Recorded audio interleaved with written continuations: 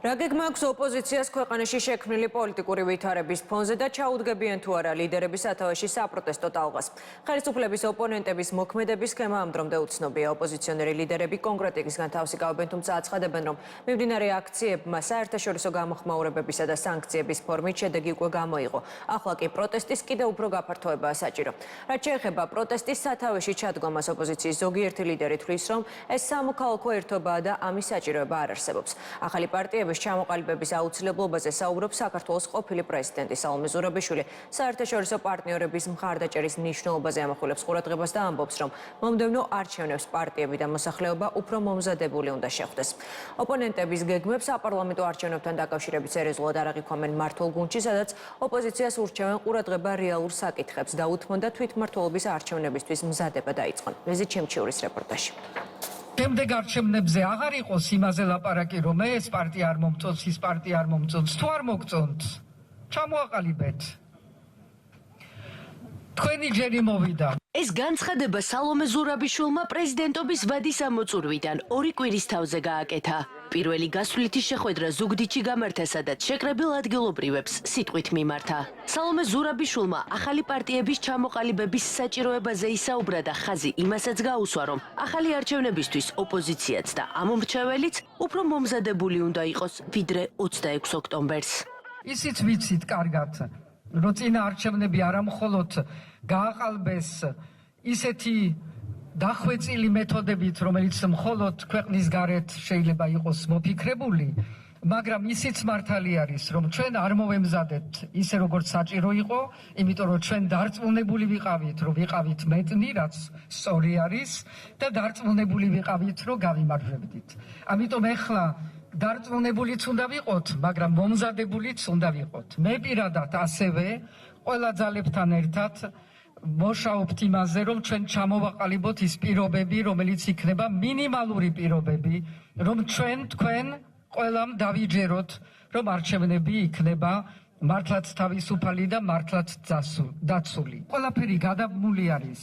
გარედან მეგობრების მხარდაჭერა, შიგნიდან პროტესტი, ასევე ჩემი ძალისხმევა იმისთვის, რომ ეს პროტესტი გატანილი იყოს რაც შეიძლება მეტად გარეთ. სამომავლო გეგმებზე და არჩევნებზე საუბრისას საქართველოს ყოფილი პრეზიდენტის მსგავსად საერთაშორისო პარტნიორების მხარდაჭერაზე ამახვილებენ ყურადღებას ბარიერგადალახული ოპოზიციური პარტიების წარმომადგენლებიც. მათი თქმით, კოორდინირებულად მუშაობენ საერთაშორისო მხარდაჭერის მოპოვებაზე და მათი გზავნილი დასავლელი პარტნიორების მიმართ ის არის, რომ ოპოზიციური სპექტრის ხედვა საერთოა მიმდინარე მოვლენებთან დაკავშირებით. ოპოზიცია დგას ხალხთან ერთად იქ, პარლამენტის წინ, იღებს მარშში მონაწილეობას, აქვს რეაქცია და კომენტარი იმ ქმედებებზე, რასაც ქართული ოცნება აკეთებს, ერთობლივად მე სადაც ვარ ჩართული არის საგარეო მიმართულებით, ერთობლივად მუშაობთ წერილებზე, რომელიც ეგზავნება ჩვენ დასავლელ პარტნიორებს, თუ რა უნდა გაკეთდეს ჩვენი დასავლელი პარტნიორებისგან. ძალიან მნიშვნელოვანია ჩვენი კოორდინაცია, არაერთი წერილი იგზავნება საერთო ოპოზიციური სახელით, არაერთი განცხადება კეთდება საერთო ოპოზიციური სახელით, იმისთვის რომ დასავლელ პარტნიორებს კარგად ესმოდეთ, რომ ოპოზიციური სპექტრი აქვს ერთიანი ხედვა იმასთან დაკავშირებით, თუ როგორ უნდა ნორმალიზდეს პოლიტიკური პროცესი საქართველოში. როდესაც წინააღმდეგობის მოძრაობა არის ავტოკრატიულ რეჟიმში, გეგმებს ესე არ ამხელენ. ჩვენ გვაქვს მუდმივი კოორდინაცია ერთმანეთში იმისთვის, რომ ახალი არჩევნები ჩაინიშნოს ამ ქვეყანაში. ჩვენ ვაკეთებთ ყველაფერს საერთაშორისო ასპარეზზე, რომ ივანიშვილი მოყვეს იზოლაციაში. საერთაშორისო პარტნიორებთან კომუნიკაციის პარალელურად ოპოზიციური პარტიების წევრები დგანან აქციებზეც. თუმცა როგორც თავად აღნიშნავენ, არა ორგანიზატორის, არამედ პროტესტის რიგითი მონაწილის როლში. მათი განცხადებით სამოქალაქო პროტესტი თვით ორგანიზებულია და მას ოპოზიციის მხრიდან ხელოვნურად სათავეში ჩადგომა არ სჭირდება. სამოქალაქო ერად ჩამოუყალიბდით, ეს არის უდაო თვითორგანიზებული სამოქალაქო პროტესტი, არაჩვეულებრივი.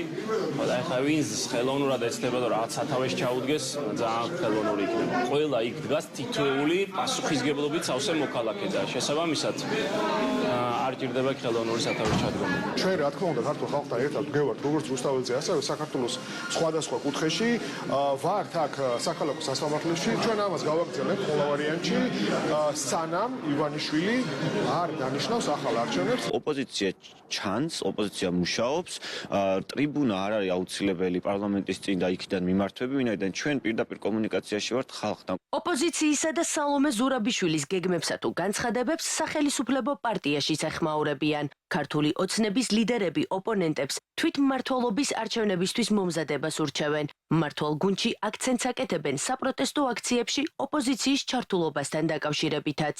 დროა იფიქრონ არჩევნებზე, რომელიც სულ მალე ერთი წელიც არ დარჩა, ჩატარდება და არ იქნება ნაკლებად მნიშვნელოვანი, ვიდრე საპარლამენტო არჩევნები, ადგილობრივი არჩევნები მაქვს მხედველობაში.